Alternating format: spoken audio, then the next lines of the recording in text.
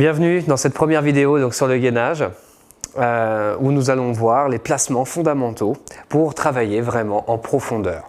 Je vais vous donner des images, des placements et là le premier conseil que je vous donne, c'est comme ici, vous placez contre un mur. Donc vous collez vos talons, vos fesses, vos épaules et votre tête. Déjà en fait le mur va vous donner la sensation d'alignement. Ensuite les sensations à aller rechercher vont se situer essentiellement autour du bassin, du ventre et du dos. C'est vraiment le caisson fondamental. La première sensation, c'est de se retenir un petit peu d'aller aux toilettes. C'est les muscles profonds du périnée, le plancher pelvien. Et c'est donc une sensation un peu comme la couture du pantalon que l'on remonterait un peu.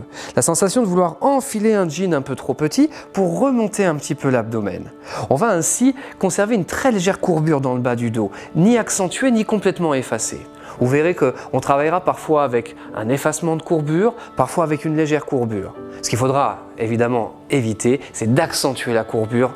Quand on veut travailler le gainage, c'est l'inverse qu'il faut faire plutôt.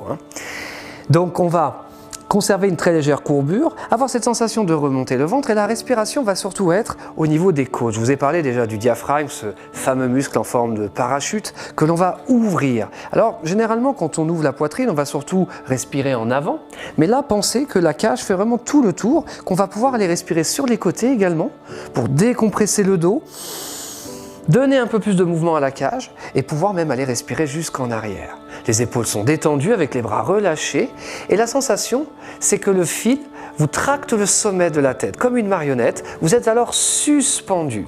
Vous avez donc les pieds bien ancrés dans le sol, qui vont donc vers le bas, et la tête qui est tirée vers le haut, à l'opposé.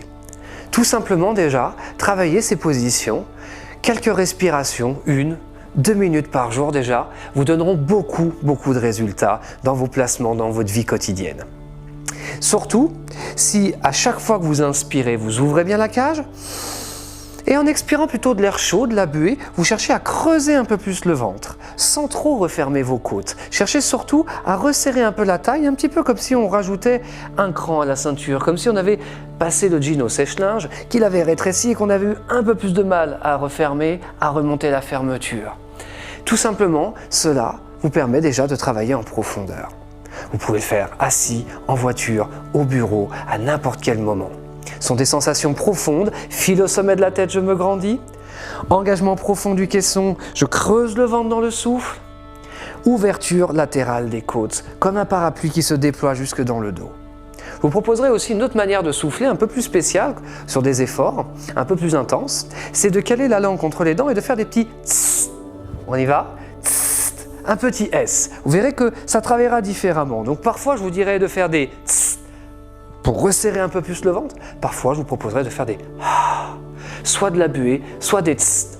Et vous verrez que ça changera vraiment profondément le travail. Vous verrez que c'est primordial la respiration et que c'est vraiment ce qui fait le bénéfice du travail, quelle que soit la position.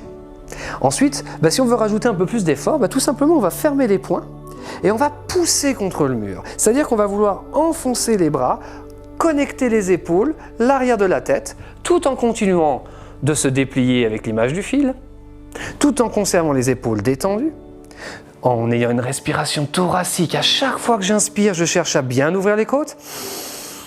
À chaque fois que j'expire, j'essaye de retirer un peu plus le bas-ventre. La sensation, c'est qu'on remonte l'énergie de l'entrejambe vers l'abdomen. Vous faites 10 respirations comme ça, une vingtaine, trentaine de secondes suffisent, vous relâchez. On peut répéter cet exercice bien évidemment en fonction du temps et de l'énergie que l'on a. Ensuite, une autre position, c'est de mettre les bras en croix. Donc on va mettre si possible les coudes à hauteur d'épaule ou légèrement en dessous si c'est trop difficile. Dans tous les cas, conservez des épaules détendues, loin des oreilles. Conservez une très légère courbure, donc connectez bien votre ventre parce que le dos aura tendance à facilement s'éloigner du mur. Il faut plutôt le garder relativement proche. Et pareil, 30 secondes, au moins une dizaine de respirations, je pousse le mur avec mes coudes, avec mes poings. À chaque expiration, je resserre un peu plus le ventre. J'invite ma cage à bien s'ouvrir. Et en expirant, je creuse. Et là, on peut alterner, tester. Et je vous invite vraiment à tester en faisant de la buée. Ou alors, au contraire, langue contre les dents en faisant des tss. Vous verrez que ça change la sensation, ça travaille différemment. Tout simplement, donc, on répète cet exercice de la même manière. Vous pouvez alterner, faire 30 secondes les bras en bas, 30 secondes les bras levés. Pareil, au moins 2-3 fois si vous avez le temps. Si vous n'avez que très peu de temps, une série est déjà suffisante. Vous avez déjà des sensations. En le faisant régulièrement, vous verrez que votre posture sera améliorée au quotidien, que ce soit pour lever vos charges, vous déplacer.